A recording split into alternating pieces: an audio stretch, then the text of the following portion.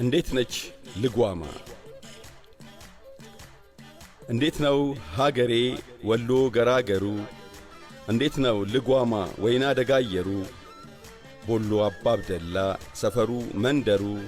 እንዴት ነው አድባሩ? እንዴት ነው አውጋሩ? እንዴት ነው ዝየራው? እንዴት ነው ዝክሩ?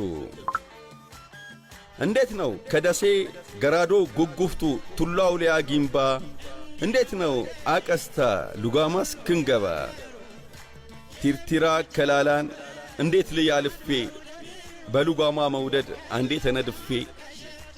ጥላንታ እንጪኒ በሬዳ ሰገሬት ማርጢቆስ ፉንጭፍቱ ጨመሪ ቃጭለት እንደምን ነው ሕዝቧ ነጋዴው ሲራራ?